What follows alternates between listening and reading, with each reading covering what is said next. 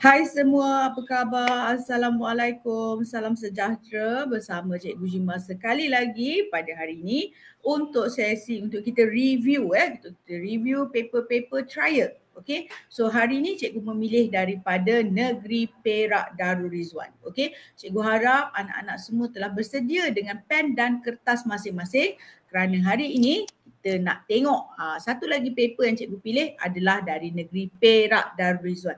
Okay, so untuk kertas satu sayang, you suka ke you tak suka sayang, you have to do latih to be. Okay, tapi kita nak buat latih to be pun kita tak nak sembrono kita kata. Okay, kita tak nak buat mini-mini-mo. Okay, ada cara, ada tekniknya yang tersendiri. Cikgu harap anak-anak telah bersedia. Okay, cikgu telah bersedia. Okay, mari kita mulakan. Alright. Okay, mari cikgu share screen cikgu terlebih dahulu. Share my screen. Okay. Alright. So ini adalah paper daripada Negeri Perak seperti yang cikgu cakap tadi. Okey sayang, untuk kertas satu kita masih lagi menggunakan teknik. Dia ada teknik ya. Okey, first you have to read the question properly. Baca soalan, okey. Baca soalan, bukan kita baca tak tahu.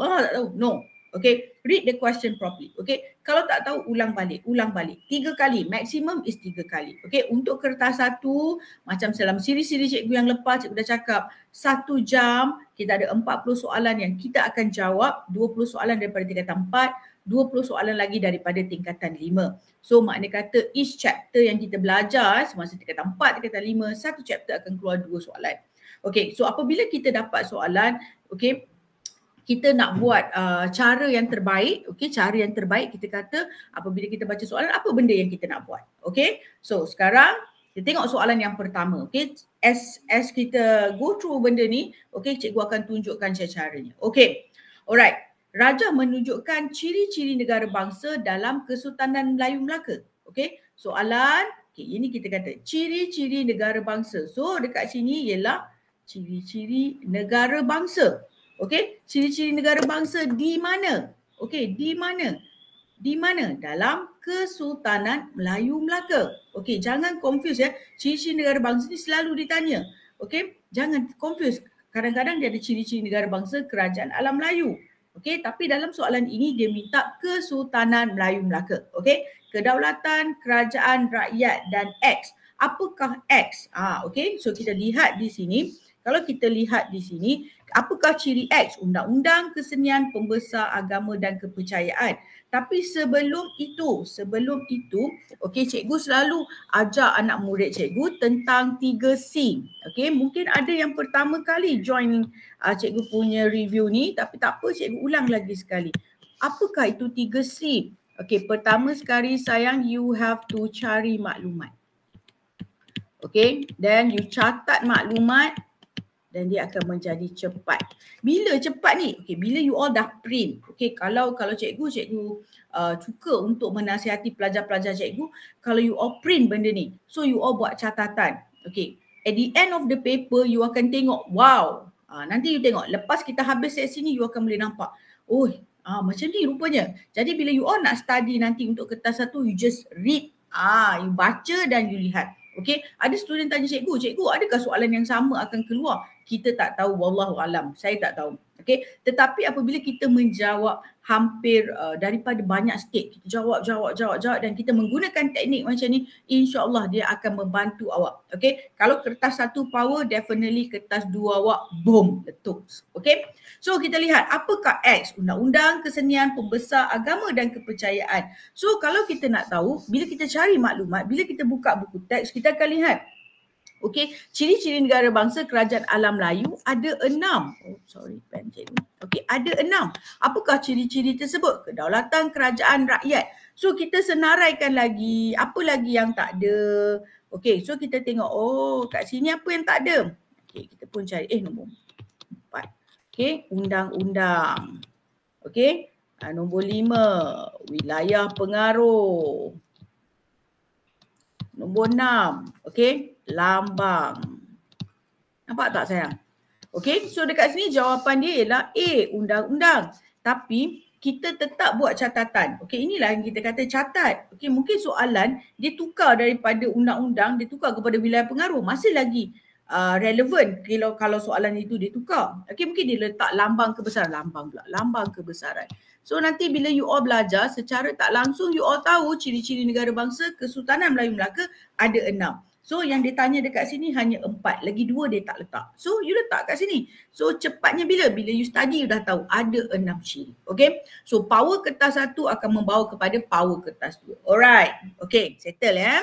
Cikgu harap semua jelas dan faham. Okay. Soalan yang kedua cikgu besarkan sikit. Okay. Soalan yang kedua, kita lihat sini. Pembesar berempat dalam Kesultanan Melayu Melaka memperolehi kawasan pegangan bagi mentadbir wilayah sungai atau pulau.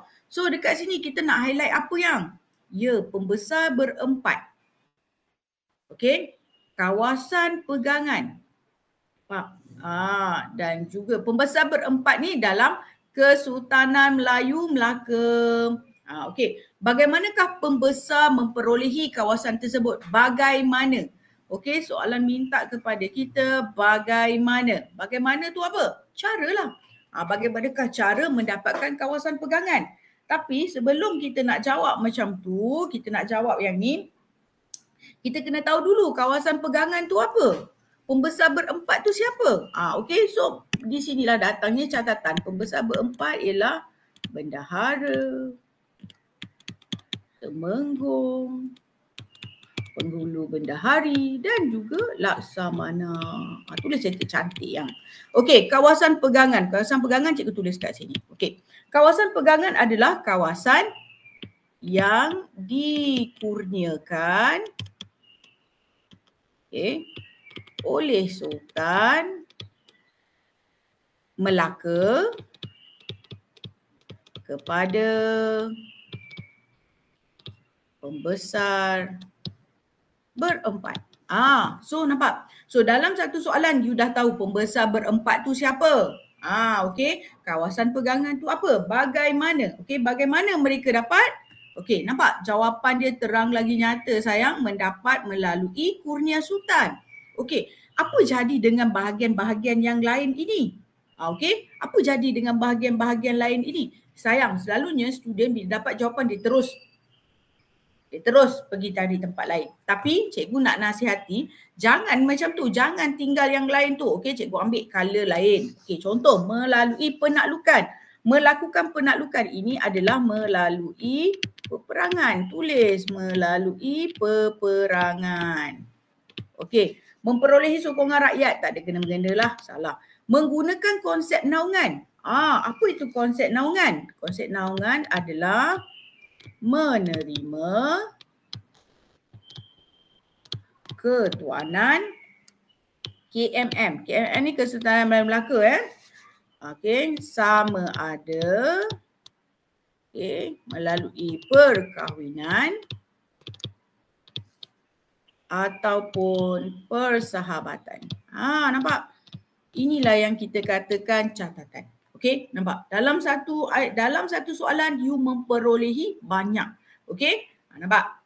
Bendahara, temenggung itu adalah pembesar berempat. Kalau siapa-siapa yang baru nak buat, so don't worry. Okay, you don't worry. Sorry. Okay, you don't worry. You cuma perlu fokus sahaja.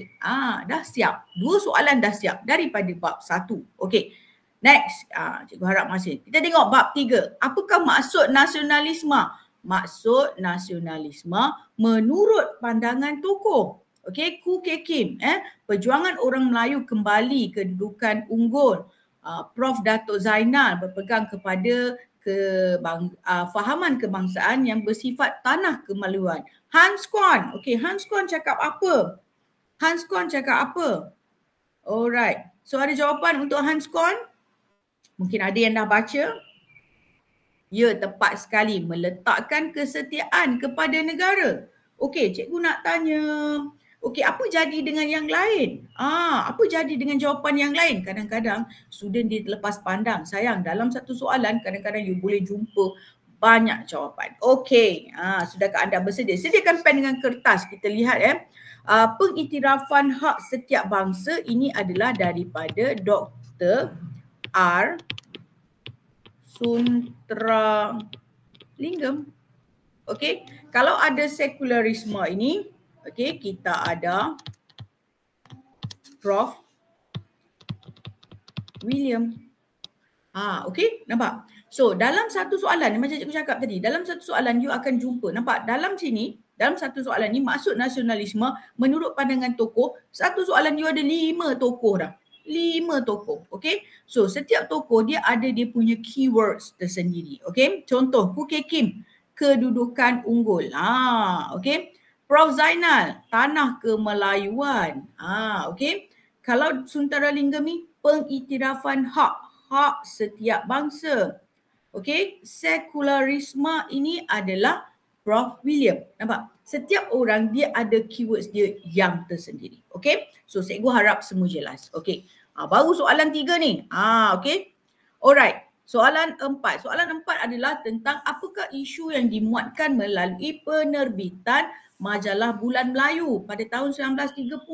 Isu apa? Apakah isu melalui penerbitan majalah? Isu. Okey. Penerbitan Majalah Bulan Melayu pada tahun 1930. Bulan Melayu ni cerita pasal apa? Okey? Cerita pasal apa? Majalah Bulan Melayu cerita pasal apa? Majalah Bulan Melayu menceritakan tentang penglibatan wanita dalam politik. No. Ini tak ada. Dulu memang tak adalah, kurang sangat. Ada tapi tak banyak. Tapi isu ni adalah benda besar. Isu ni adalah perkara besar yang menjadi mainstream pada waktu itu. Okey, apakah isu yang besar? Ada jawapan? Yes, perfect. Isu pada waktu itu, okey cikgu pakai color lain lah. Adalah tentang kepentingan pendidikan untuk wanita. Ini paling tepat. So, mana yang tak ada, okey cikgu pakai warna merah lah. Mana yang tak ada 3, kita potong. Okey, so tinggal 2, 3 dengan 3, 4. Okey, so 2, 3, 3, 4. So satu ni kita boleh potong. Okey, 2, 3, 3, 4.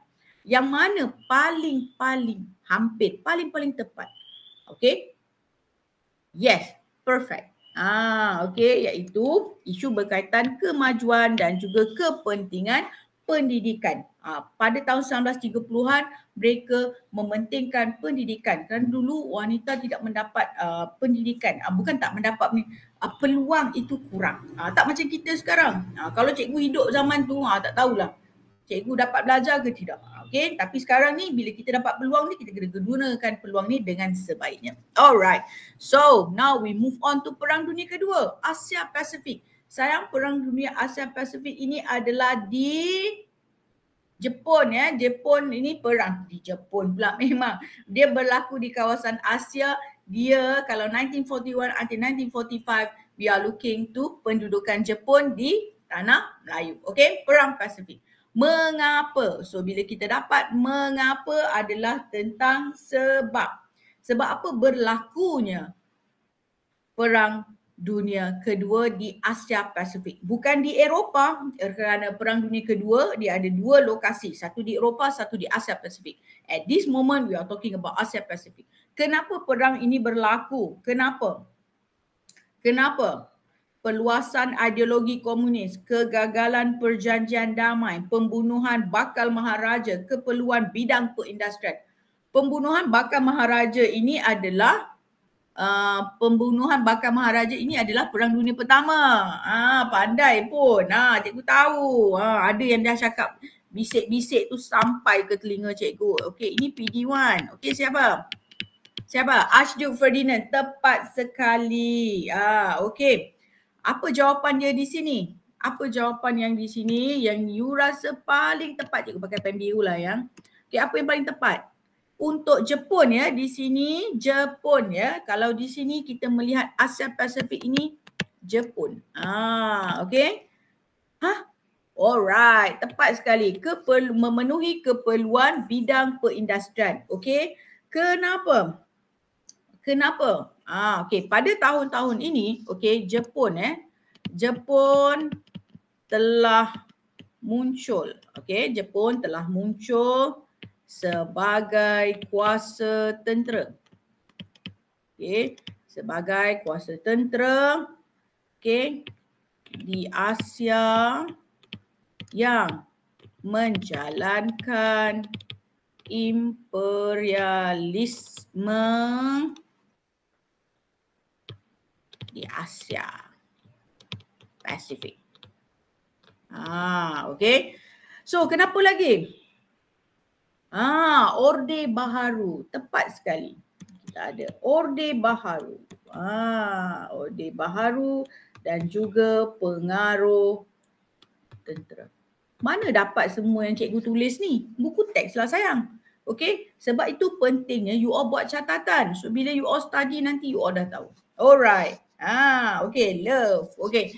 So, nombor 6. Gambar berikut merupakan individu yang berperanan penting semasa pendudukan Jepun di negara kita. Siapakah dia? Gurchen Singh. Okay, so soalan minta kita apakah peranan yang dimainkan oleh Gurchen Singh? Okay, apa dia buat?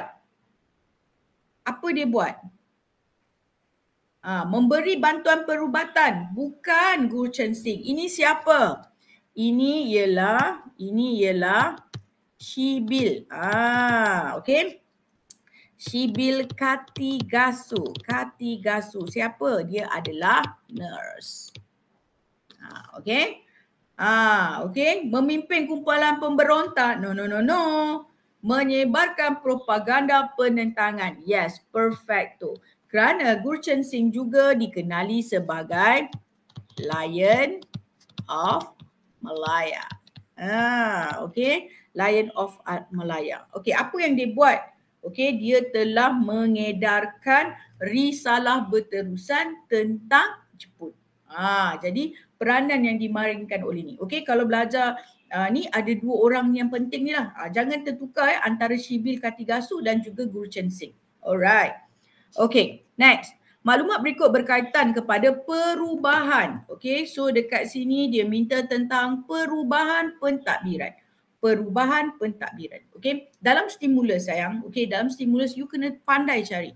Okay, selalunya kalau cikgu pesan dengan anak murid cikgu kata highlight kata kunci. You tahu tak apa dia orang buat? Kadang-kadang some of the student they love to do like this.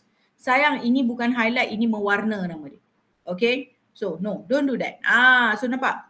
Highlight, kita hanya highlight satu atau dua perkataan. Okay, untuk menunjukkan baru mata kita tengok, perubahan pentadbiran. Okay, daripada mana? Daripada tentera kepada MU, Malaysian Union. Apakah kesan? Kesan perubahan daripada pentadbiran tentera kepada Malaysian Union. Mengukuhkan kuasa pembesar tempatan? Memang taklah. Mengekalkan keistimewaan penduduk asal? Memang taklah. British kot. Meningkatkan taraf hidup peribumi? Lagi tak.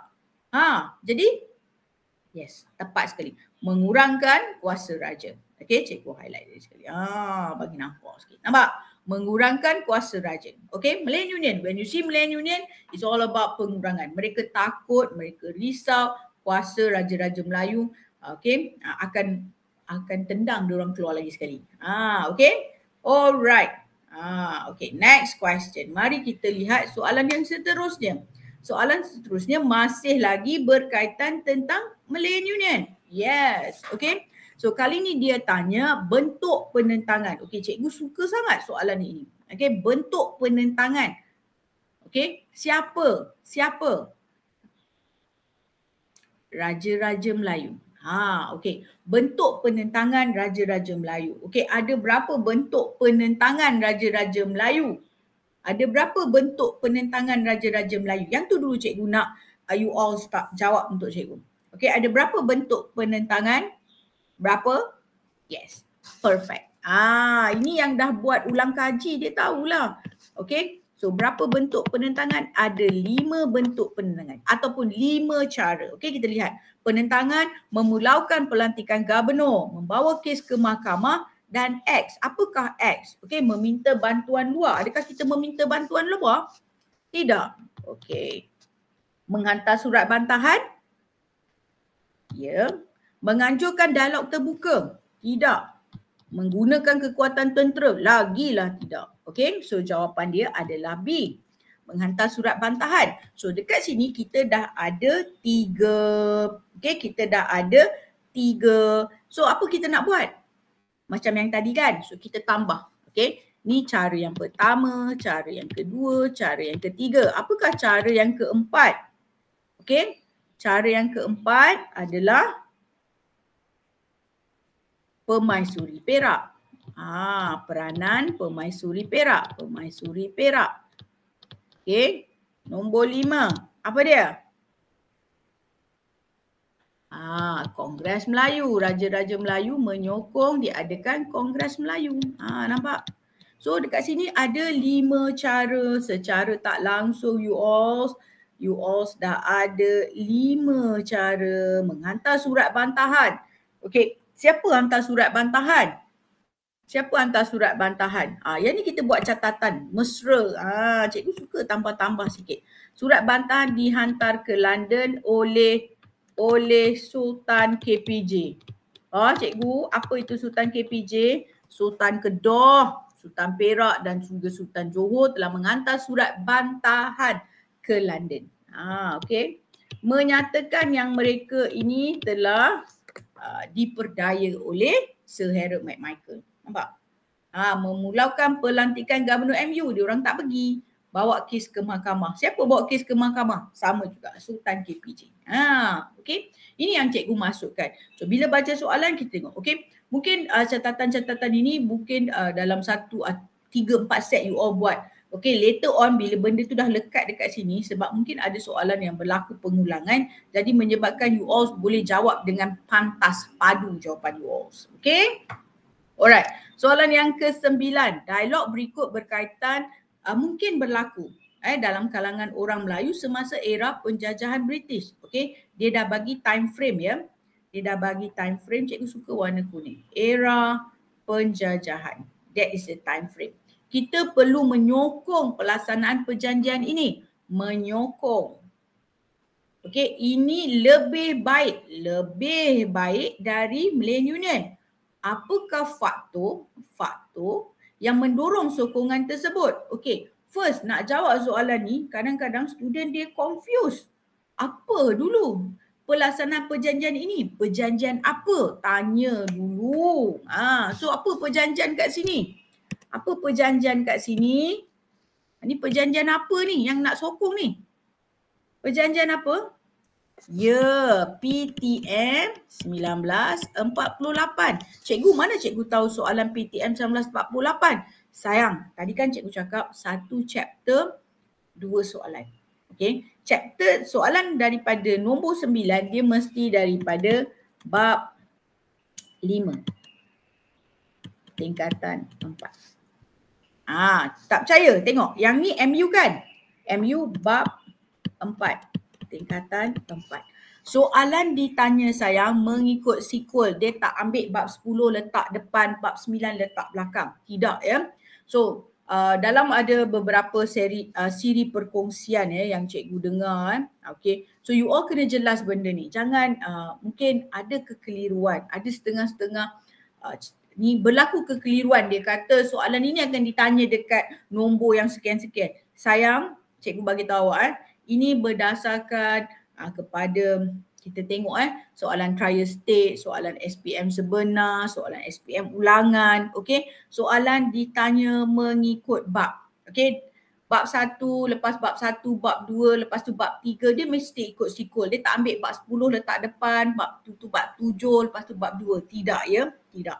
Untuk objektif dia memang ikut sequel. Dengar cakap Cikgu Jima. Okey, kalau dengar ada orang cakap ni jangan percaya. Tengok yang ni memang betul. It's proven. Sejarah mesti boleh dibuktikan. Okey, PTM 1948. Kenapa orang Melayu menyokong PTM 1948? Why? Kenapa? Pengiktirafan hak terhadap hak istimewa. Pemilikan kuasa mutlak raja tidak. Pembagian ekonomi tidak. Dekat sini menyokong. Dia lebih baik daripada MU. Sebab apa? MU cuba untuk mengurangkan kuasa raja-raja Melayu. Okay? Alright. Perfecto. Okay. Soalan nombor 10. Kesan. Nampak? Kesan pelaksanaan PTM 19 Perjanjian Persekutuan Tanah Melayu 1948. Apakah kesan PTM? Nampak? PTM 1948. Apakah kesannya? Okey. Pengekalan kuasa penjajah. peluasan pengaruh radikal, peningkatan taraf hidup rakyat, pemantapan kerjasama kaum. Okey. Apakah kesan pelaksanaan PTM 1948? Apakah kesannya? Yang mana paling rasa salah? Cikgu, ni salah. Ni salah. Betul, tepat sekali. Dua ni salah. So apa yang ada dua kita potong. Apa yang ada dua kita potong. So tinggal 1, 4 dengan 3, 4. Peningkatan taraf hidup rakyat. So kadang-kadang you all memang tak tahu, tak ingat. So kat mana? So kita ambil catatan daripada buku teks. Okay, yang pertama cikgu tulis kat sini. Mengembalikan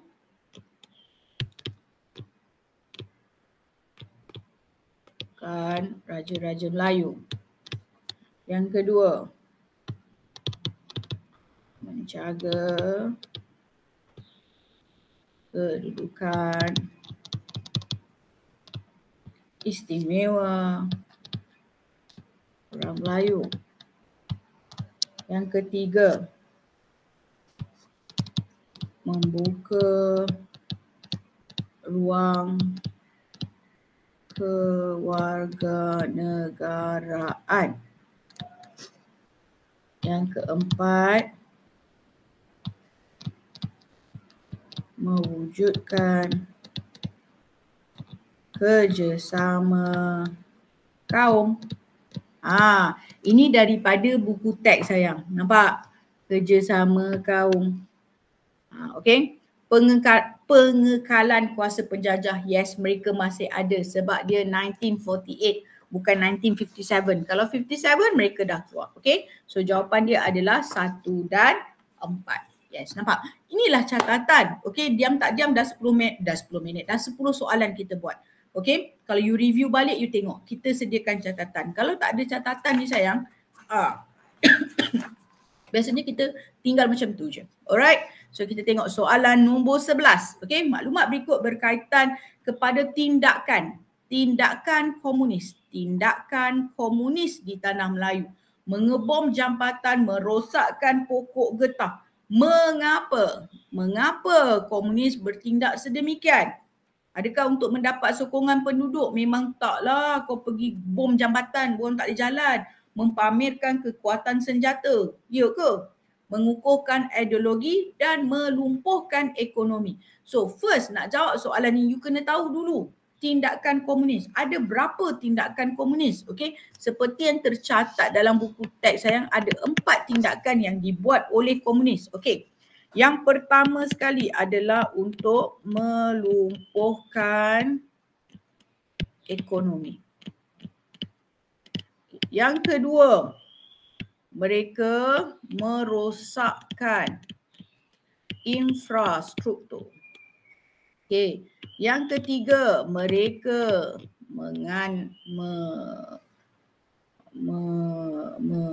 salah eja pula.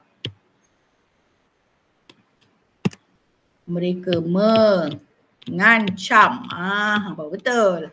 Mengancam keselamatan. Keselamatan siapa? Penduduk. Dan juga pasukan keselamatan. Okay, nampak? Ini adalah tindakan. Mana dapat ni dalam buku teks saya. Sebab tu penting you buat catatan. So kita nak tengok apakah tindakan. Nampak? Mengebom jambatan, merosakkan pokok getah. Antara mana ni? Yang mana paling tepat? Mana paling tepat? Ya, nampak? Melumpuhkan ekonomi. Bagaimana dia melumpuhkan ekonomi? Dengan mengebom jambatan, merosakkan pokok getah. Bila mengebom jambatan, orang tak boleh pergi kerja. Rosakkan pokok getah, orang tak boleh keluar pergi menoreh. Dia nak ganggu ekonomi British. Nampak? So pentingnya you all kena buat macam ni. Okay? Selalu cakap cikgu malas lah cikgu. Okay sayang, kalau you malas apa pun tak ada. Okay? So kalau you tak malas insyaAllah. Okay. Alright, apakah langkah? Okay, di sini soalan minta. Apakah langkah yang diambil untuk yang diambil melalui pelaksanaan undang-undang darurat? Langkah dalam undang-undang darurat. Okay, dalam undang-undang darurat ini sayang. Okay, you all kena baca. Okay, so kita nak tengok. Okay, menawarkan pengampunan, menangkap pemimpin radikal, melonggarkan syarat kerakyatan, melaksanakan perintah berkurung. Okey, perintah berkurung ni dia adalah langkah. Okey, langkah-langkah yang digunakan dalam langkah-langkah yang diambil untuk menangani ancaman komunis ada 9 langkah sebenarnya. Tapi to be specific sekarang dia tanya dalam undang-undang darurat. Okey, undang-undang darurat salah satu daripadanya. Okey, cara yang kedua adalah menawarkan pengampunan. Itu langkah yang berikutnya. Dia bukan di bawah undang-undang darurat. Di bawah undang-undang darurat mereka telah menangkap pemimpin radikal. Okey. Pemimpin radikal. Siapakah pemimpin radikal yang mereka tangkap? Siapa? Siapa? Cikgu tukar pen color lain takut bertembung. Cikgu ambil color orange. Siapa? Ahmad. Alamak. Sorry. Excited sangat. Ahmad Bostamam. Okay. Ishak Haji Muhammad. Alamak, you all love. Okay. So dalam undang-undang darurat mereka juga buat apa? Mereka geledah rumah orang. Pandai. Okey, mereka geledah rumah orang. Mereka menahan sesiapa sahaja yang mereka syaki. Memperketatkan tentang undang-undang senjata. Mengharamkan PKM. Ya Allah, you all love. Nampak tak? So dalam undang-undang darurat dia ada dia punya ni. Okey. So pengampunan dia adalah langkah. Okey, dia ada 9 step untuk kita. Tapi dalam undang-undang darurat ni, this is one. Okey, menangkap pemimpin radikal. Siapa? Ahmad Bostamam dan Ishak Haji Muhammad. Love you all. Alright. Soalan ke-13, apakah cadangan? Okey, ini contoh bila you baca you dah boleh nampak. That's the keywords. Cadangan. Cadangan siapa? Cadangan siapa you all? Jawatan Kuasa Hubungan Antara Kaum, JHAK. Kita tinggal H kat sini. Cadangan siapa? Cadangan JHAK untuk mencapai matlamat berikut. Apa matlamat dia? Berkerajaan sendiri. Okey, apakah cadangan dia untuk mencapai matlamat kita nak berkerajaan sendiri? Cadangan daripada JHAK nak buat apa? Membentuk pakatan menubuhkan negara demokrasi, membentuk pakatan politik, mengukuhkan kedudukan raja, mengadakan pilihan raya. Apakah cadangan JHAK? Sebab yang ni dah bab 7. Okey, soalan 13 masih daripada bab 7. Apa dia? Ya Allah, tepat sekali. Mengadakan pilihan raya sebab kita nak berkerajaan sendiri. Okey, bagaimana nak menubuhkan negara demokrasi, suara rakyat, kita kena buat pilihan raya dulu. Okey. Love, terbaik anak-anakku. Okey, 14. Bagaimanakah matlamat memupuk perpaduan kaum dapat dicapai melalui sistem ahli? Matlamat, sistem ahli. Sistem ahli tu apa nak? Sistem ahli tu apa? Sistem ahli tu apa? Ya Allah, tepat sekali. Keanggotaan pelbagai kaum. Okey, kita ada pemimpin-pemimpin wakil daripada pemimpin Melayu, Cina, India yang bersama-sama. Mereka sedang dilatih. Sistem ahli ni, sistem ahli cikgu selalu cakap dia sama macam pengawas percubaan. Dia sedang dilatih. Love lah you all. Okay. Soalan 15. Apakah peranan? Peranan siapa? Peranan siapa? Tanya. Majlis Perundangan Persekutuan yang ditubuhkan selepas pilihan raya umum 1955. Selepas. Nampak ada perkataan di sini selepas. Okey. Apakah peranan dia? Apakah peranan Majlis Perundangan Persekutuan? Apakah peranan? Mengambil alih pentadbiran, menggubah undang-undang, mengetuai pentadbiran negeri, menguruskan kewangan negara. Memang taklah British nak bagi menguruskan kewangan negara. Ini jawapan? Ini jawapan anak-anakku? Ini jawapan anakku? Ya, menggubal undang-undang. Peranan Majlis Perundangan. Nampak tak dekat sini? Nampak tak dekat sini you all? Siapa dia? Perundangan. Menggubah undang-undang lah. Kan? Kadang-kadang keywords yang macam ni kita tak nampak, kita terlepas pandang. Okay? Dapat? Okay, love you all. Okay. Ini soalan favourite ya. Ini soalan favourite. Kalau belajar dekat sini, kalau tak tahu peranan kabinet pertama, Okey, kabinet pertama tahun 1955 selepas pilihan raya umum yang pertama berlaku pada tahun 1955. Tengok tangan cikgu. Okey, kalau orang tanya pilihan raya, tak lama lagi kita akan ada pilihan raya. Okey, macam baru-baru yang lepas tu kita ada pilihan raya untuk parlimen. Okey, soon kita akan ada untuk Dewan Undangan Negeri. So kita tengok kalau orang tanya pilihan raya tahun berapa yang mula-mula kita buat pilihan raya, 55. Gunakan dua tangan anda. Gini-gini. Okey. So dengan exam jangan bawa keluar tangan pula. Okey. Apakah peranan kabinet pertama? Kabinet pertama buat apa? Menjalinkan kerjasama diplomatik. Tengok tahun dia 1955. 1955 kita belum merdeka, jadi diplomatik salah. Diplomatik masih lagi bawah British. So apa yang ada satu kita potong. So tinggal 2, 3 dan 3, 4. So 3 ni dah betul. Okey. Mengurangkan kemasukan orang asing, membincangkan soal kewangan. So yang mana satu? Yang paling tepat. Ya, membincangkan soal kewangan. Bukan menguruskan, hanya membincangkan. So jawapannya adalah 3 dan 4. Selain daripada itu, okey, selain daripada itu, apakah peranan dia? Okey. Apa lagi peranan kabinet pertama? Okey, antaranya adalah okey, meminta kuasa veto Pesuruhjaya Tinggi dibatalkan. Kita minta kuasa veto. Kuasa veto ni apa? Kuasa pemutus. Kalau dia tak setuju, dia boleh cancel. Macam tu. Okay. Alright. Soalan 17. Okay, jadual berikut berkaitan dengan Suruhanjaya Perlembagaan Persekutuan ataupun Suruhanjaya Red. Okay, yang ditubuhkan pada tahun 1956. Okay, ini nama orang dia, Lord Reid B. Malik, Abdul Hamid dan William Ivor Jennings. Okay, apakah peranan? Okay, apakah peranan mereka?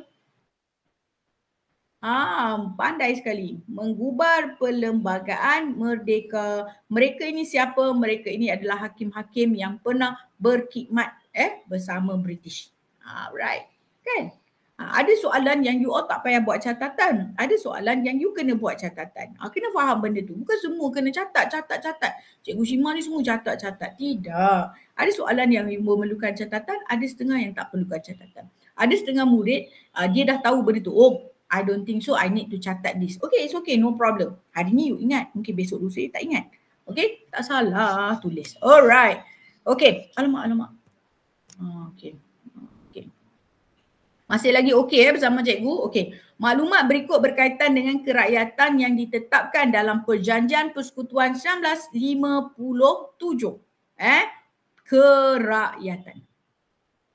Kerakyatan yang ditetapkan. Okey, ada 3 bentuk kerakyatan yang telah ditetapkan dalam Persekutuan 1957. Okey, pertama sekali adalah kuat kuasa undang-undang, yang kedua adalah naturalisasi, yang ketiga, ya tepat sekali, melalui permohonan. Okey, ada 3 bentuk kerakyatan yang ditetapkan. Okey, kuat kuasa undang-undang, naturalisasi dan juga melalui permohonan. Setakat ni okey kan? Okey, soalan yang ke-19. Okey, maklumat berikut berkaitan dengan peristiwa yang berlaku di negara kita pada tahun 1957. Peristiwa di negara kita 1957. Ini yang cikgu kata kena highlight ikut menu. Jangan highlight semua. Okey, gaji kaki tangan awam diberi seminggu awal. Kursus protokol pegawai kerajaan. Mengapakah keadaan tersebut berlaku? Okey. Ni soalan 19 ya nak. Soalan 19 mestilah daripada bab berapa? Bab 10. Bab 10. Tingkatan 4. Jadi Malayan Union boleh datang kat sini tak? Tak boleh lah. So Malayan Union dah buang. Pertabalan yang di-Pertuan Agong 1957. Ya. Pembukaan sidang parlimen. Tidak. So jawapan dia apa? Yang ni kalau siapa-siapa salah, cikgu rasa nak cubit pipi dia. Persediaan menyambut merdeka. Okay, gaji diberikan awal, kursus protokol. Clear cut. Okay. Alright, bagaimanakah kerajaan dalam negara yang mengamalkan sistem pemerintahan demokrasi dibentuk? Tadi cikgu katakan demokrasi dibentuk melalui apa? Yes, melalui proses pilihan raya. Okey, nampak? Ni juga daripada bab 10 tingkatan 4. Okey. Betul tak cikgu cakap? Soalan 1 sampai 20 mesti daripada tingkatan 4. Alright, so kita nak masuk kepada second half. Second half adalah tentang tingkatan 5. Okay. Rajah berikut berkaitan dengan ciri-ciri negara berdaulat. Ini memang favourite lah. Kalau bab 1, you all kena tahulah tingkatan 5 bab 1. Ciri-ciri negara berdaulat. Ciri-ciri negara berdaulat ada berapa yang? Ada 4 ciri. Perfect. Pemerintah yang berwibawa, rakyat yang setia. Lagi ada apa? Sempadan negara, pendidikan, hubungan luar, ekonomi. Apa jawapan untuk X? Yang tepat untuk X? Yes, perfecto. Sempadan. Okay, kita mesti ada pemerintah. Pemerintah berwibawa, rakyat. X adalah sempadan. Lagi satu tambahlah kat bawah ni. So nak menjadi negara berdaulat, kita mesti ada undang-undang. Settle nak. Nampak? Ciri-ciri negara berdaulat. Kalau keluar dekat soalan struktur pun you all dah boleh jawab. Okay? Kalau keluar dekat esei pun you all tulis. Ciri-ciri negara berdaulat ialah terdapat pemerintah berwibawa dan rakyat yang setia. Titik. Selain itu, ciri yang berikutnya ialah sempadan negara, mempunyai sempadan negara dan mempunyai sistem perundangan. Settle. 4 markah. Okay. Cikgu ni ajar objektif ke cikgu ajar struktur? Tak, cikgu nak bagi tahu bila you all mahir di kertas 1 secara tak langsung dia akan membantu awak di kertas 2 sama ada di struktur ataupun esei. Okay, itu untuk jawapan yang paling biasa-biasa. Alright, so tengok nombor 22. Bagaimanakah dasar berikut dapat mempertahankan kedaulatan negara kita? Dasar apakah ini? Okay, kita lihat dekat sini. Dasar pendidikan dan juga kebudayaan. Okey, bagaimana dia dapat mempertahankan kedaulatan negara kita? Okey, pendidikan dan kebudayaan. Okey, kedaulatan. Kat sini kedaulatan. Okey, bagaimana mengekalkan kestabilan politik ke budaya budaya dan pendidikan? Jawapan dia apa?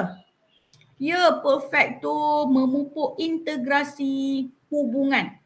Hubungan di antara sama ada antara kaum, okay, antara sesama masyarakat, antara negeri, okay, integrasi pendidikan dan juga kebudayaan, hubungan. Alright.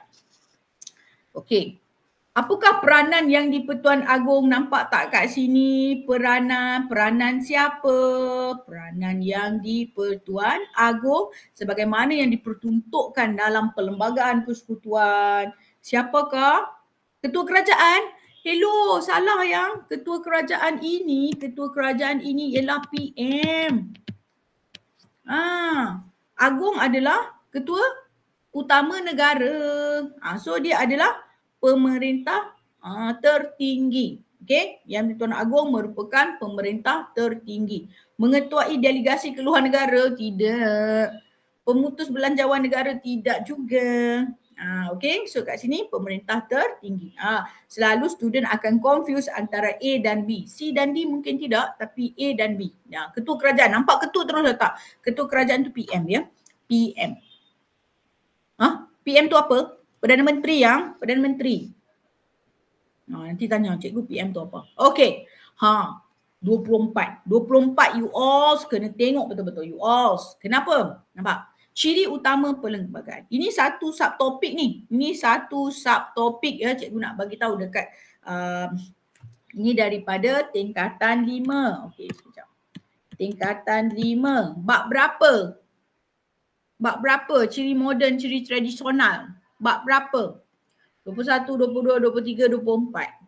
21, 22 mesti bab 1. Okey. 1, 22, 23, 24 mesti bab 2. Bab 2. Tingkatan 5 bab 2. Ciri tradisional dengan ciri moden. Okey, dia tanya sekarang tentang ciri moden. Okey. Manakah yang berikut merupakan ciri moden? So cikgu nak tanya dulu, ciri-ciri tradisional ini, ciri tradisional ada berapa? Ciri tradisional ada 4, pandai. Ciri moden ada 3. Mengapakah, manakah antara berikut merupakan ciri moden? So you all tahu ciri moden ya, ada 3. Kedudukan istimewa orang Melayu. Tidak, ini tradisional baby. Pemerintahan beraja. Pandai, tradisional. So tinggal apa? 3 dan 4. Clearkan.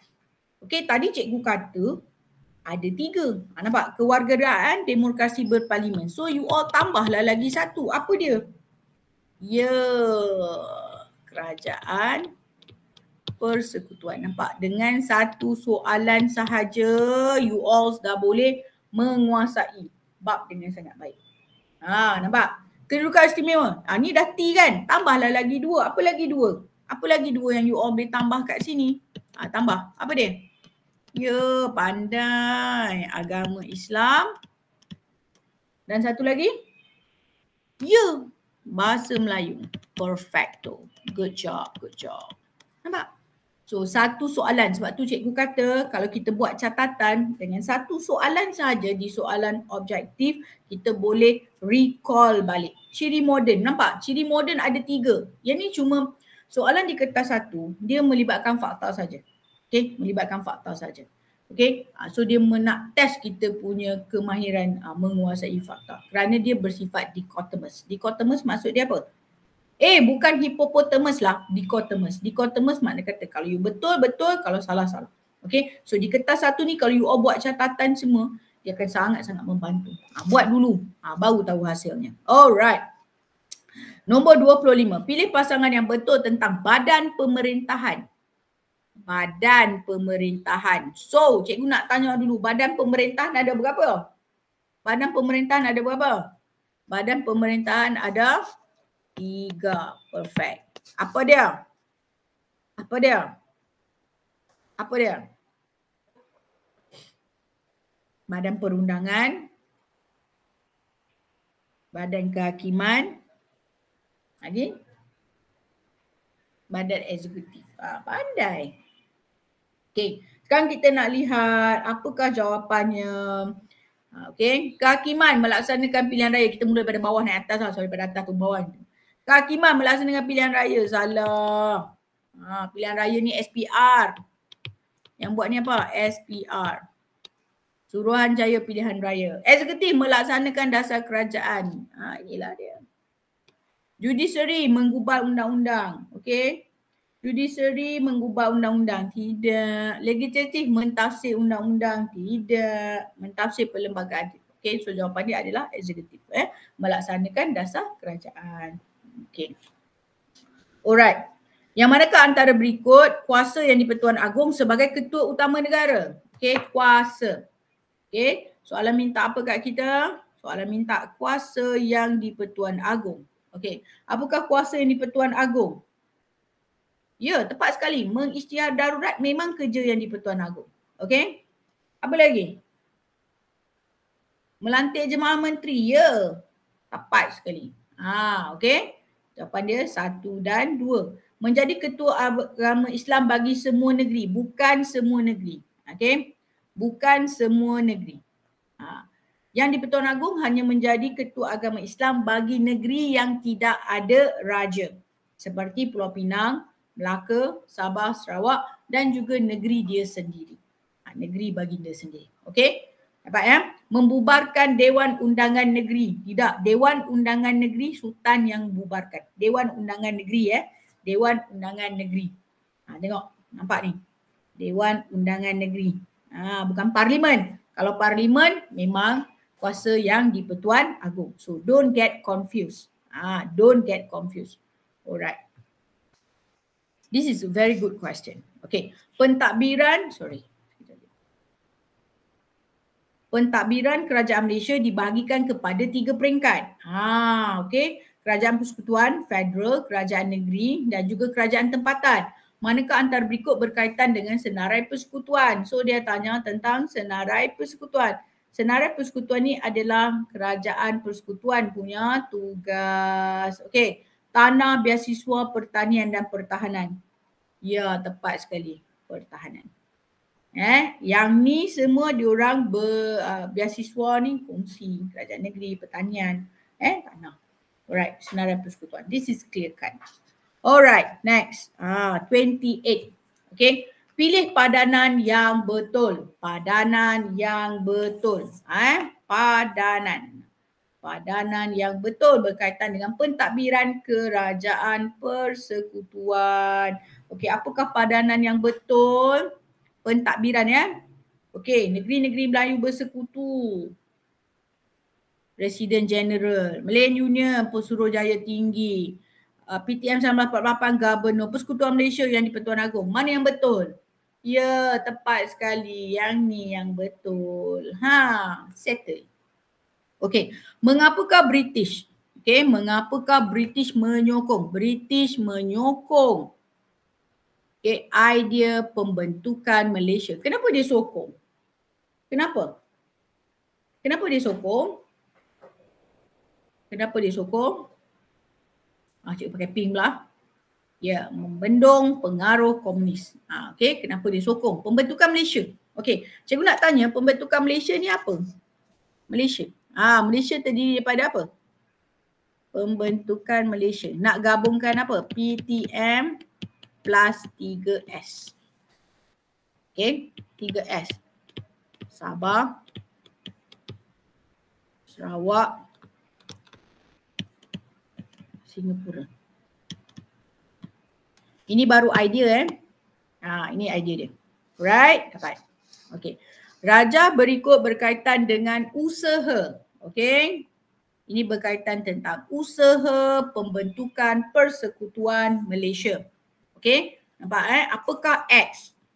Okey. Jawatan kuasa JSKM ditubuhkan. Okey, Suruhanjaya Kobok dibentuk. Jawatan kuasa antara kerajaan ditubuhkan. Okey, apakah berlaku pada September? Okey, September 1962. Okey, apa yang berlaku pada September 1962? Usaha ke arah pembentukan kemerdekaan. Kemerdekaan pula. Persekutuan Malaysia. Okey, nak buat apa ni? Apa yang mereka lakukan? Apa yang mereka lakukan? Okey, fikir. Come on. Okey, fikir. Apa dia? Apa yang berlaku di sini? Apa yang berlaku di sini? Usaha. Apakah usaha? Apakah usahanya? Tengok cikgu pun masa buat ni masih lagi buka buku teks. Okey, cikgu buat benda cikgu nak tunjuk kepada awak. You all bila jawab langkah-langkah pembentukan Malaysia, kita ada siri lawatan, kita ada JSKM. Okey. Bila?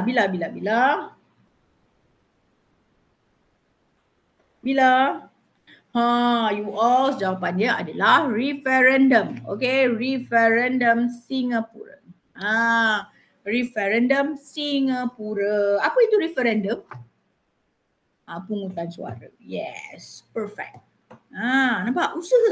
Usaha apa yang dia buat? Okey, JSKM, Suruhanjaya Kobok, jawatan kuasa antara kerajaan, dan X ialah September 1962 adalah referendum Singapura. Love. Ada 10 lagi soalan. Sikit je lagi. Come on. Okey. Soalan 31. Malaysia menghadapi cabaran dalaman. Selepas pembentukan Malaysia. Apakah cabaran tersebut? Cabaran dalaman apa dia? Cabaran dalaman adalah untuk ketiadaan pemimpin berwibawa. You all. No. D. Tidak juga. Okey. Dia adalah cabaran dia apa? Cabaran dalaman. Cabaran dalaman. Mengukuhkan perpaduan kaum. Okey, cabaran dalaman. Okey, cabaran dalaman adalah mengukuhkan perpaduan kaum.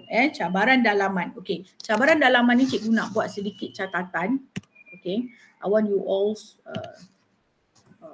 saya nak you all tulislah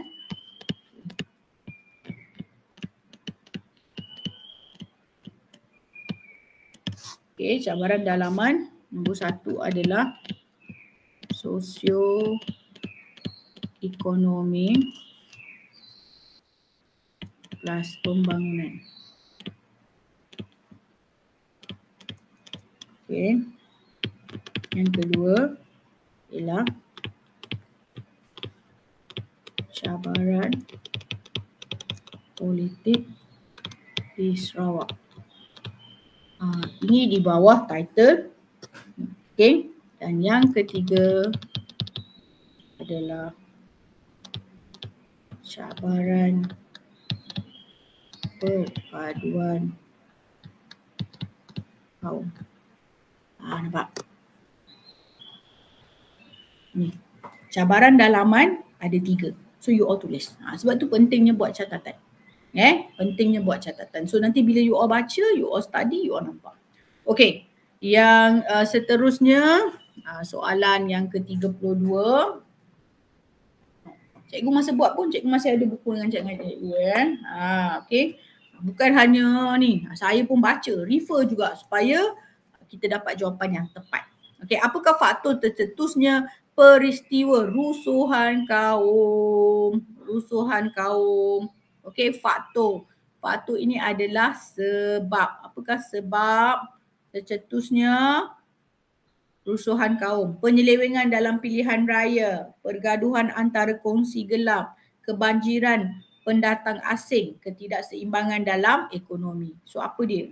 Ya, tepat sekali. Ketidakseimbangan dalam ekonomi. Okey, selain itu kita ada juga okey, faktor-faktornya antaranya adalah mengeksploitasi isu sensitif semasa kempen pilihan raya yang menggunakan sentimen-sentimen perkauman. Okey, perarakan kemenangan pilihan raya yang tidak terkawal sehingga menyentuh sensitiviti. Itu pun juga faktor. Alright. Okey, next 33. Okey, mengapakah tindakan berikut penting dalam usaha mengukuhkan perpaduan kaum? Nampak tak? Tindakan. Ini tindakan penting untuk mengukuhkan perpaduan kaum. UKM, DBP dan Akta Bahasa. Ini untuk apa? UKM, DBP, Akta Bahasa. Menamatkan sekolah vernakular, tidak. Memperkasakan semangat kenegerian, tidak. Membentuk identiti bahasa yang sama, memperkayakan perbendaharaan bahasa. So dekat sini adalah identiti bahasa yang sama. Dalam perpaduan kita nak capai benda yang sama. Okey? Semua orang tinggal bersama-sama secara aman. Okey, menggunakan bahasa yang sama supaya tidak ada miscommunication. Tak ada rasa macam kau kata kat aku ke? Tidak. Alright. Okey. Rukun negara. Mengapakah rukun negara? Peristiwa rukun negara diisytiharkan pada 31 Ogos 1977. Mengapa? Rukun negara adalah dilaksanakan terhasil selepas peristiwa berdarah 13 Mei 1969. Jadi rukun negara ini adalah untuk mengukuhkan perpaduan kaum. That's why kita semua baca rukun negara setiap hari Isnin ya. Okey, kepercayaan kepada Tuhan, kesetiaan kepada raja dan negara. Apa lagi? Apa lagi?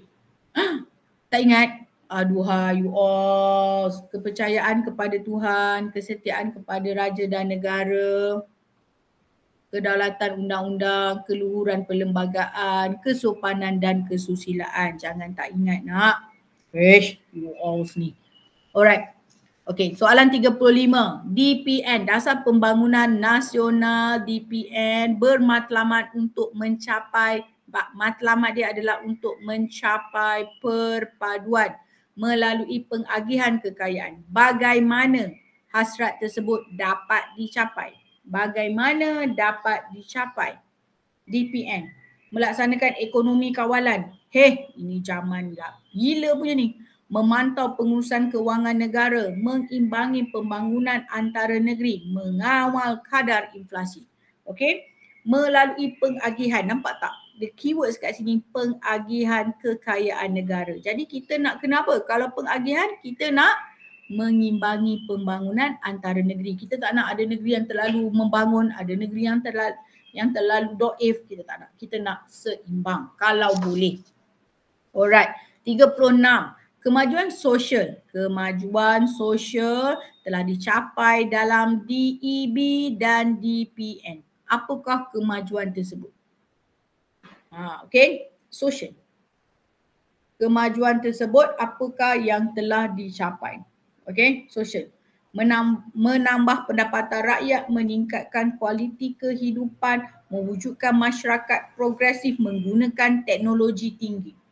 Okey. Apakah kemajuan tersebut? Kemajuan sosial ya. Dalam DEB dan DPN, benda yang mesti ada adalah tentang pendapatan rakyat. So apa yang tak ada satu kita boleh potong. Potong sini, potong sini. 1, 2 ataupun 1, 4.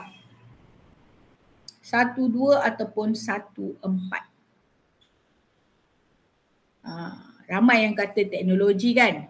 Tak. Meningkatkan kualiti kehidupan. Okey. So, kita nak melihat di sini kemajuan sosial.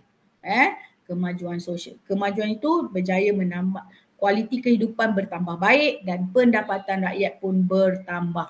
Itu sangat penting. Alright. 37. Maklumat berikut berkaitan dengan dasar luar Malaysia. Dasar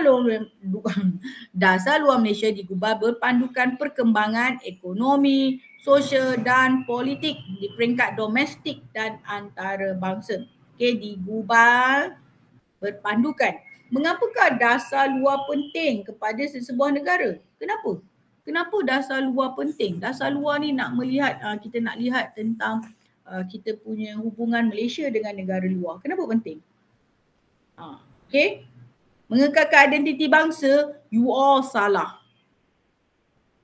Mempengaruhi tindakan negara. Contoh. Apabila Korea Utara telah memutuskan hubungan diplomatik dengan Malaysia. So, dia hantar semua balik rakyat kita, kita pun hantar balik semua rakyat dia.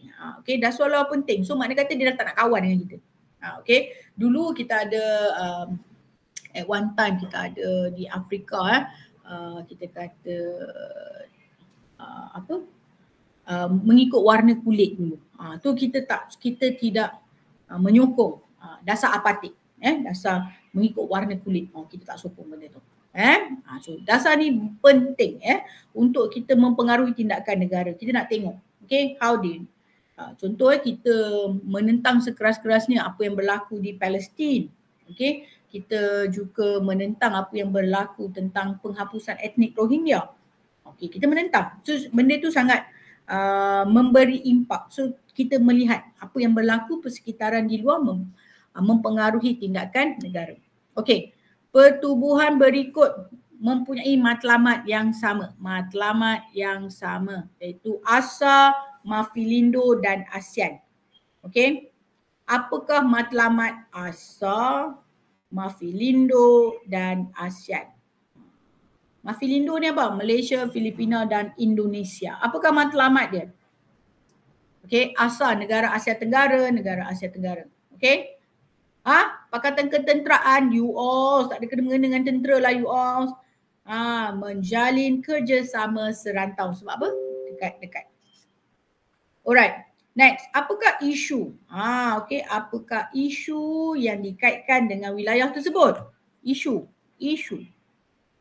apa? Sipadan, Spratly dan juga Pulau Batu Putih. Ini pasal apa ni? Tuntutan sempadan. Alright, settle. Okay, last one. Sedar tak sedar ini yang terakhir. Okay. Maklumat berikut. Yang ni sebenarnya Cinta Gaza. Minta maaf gambar dah terhilang. Maklumat berikut berkaitan dengan NGO yang mewakili suara Malaysia. NGO yang mewakili suara Malaysia. Aman Palestin, MAPIM. Apakah sumbangan NGO ini? Dia buat apa? Mengukuhkan hubungan diplomasi, menubuhkan organisasi, melaksanakan sistem kewangan. Tidak. NGO ini mereka menyalurkan bantuan. Okey, kita bagi bantuan kita dengan Aman Palestin. Dekat sini adalah Cinta Gaza. Sorry gambar dia dah hilang, Cinta Gaza. Okey. Diam tak diam kita sudah menyelesaikan 40 soalan. Ya, 40 soalan telah kita selesaikan. Kita dah buat catatan. Okey, cikgu view lagi sekali. Daripada awal tadi cikgu view, okey. 3C tadi, cari maklumat, catat maklumat dan cepat bila kita study. Okay, you nampak So macam cikgu pakai digital ink, bolehlah color-color. Kalau you all tak pakai color-color, pen hitam saja, pen biru saja pun boleh. Okay, pakai highlighter. Sekurang-kurangnya 2 highlighter pun dah memadai. Alright, so cikgu stop presenting sekejap. Okay, diam tak diam Diam tak diam, 40 soalan kita dah review. Okay, so secara tak langsung, okay, cikgu nak bagi tahu pentingnya 3C tadi. Okay, cari maklumat, catat maklumat dan cepat. Okay, so bila buat soalan, jangan tergopoh gapah. Okay, jangan tergopoh gapah, baca betul-betul. Okay, cari kata kunci. Dalam stimulus tu ada kata kunci. Alright, so sangat penting. Okay, so jumpa cikgu dalam siri yang berikutnya untuk kertas daripada negeri lain yang pula. Okay, Assalamualaikum. Bye semua.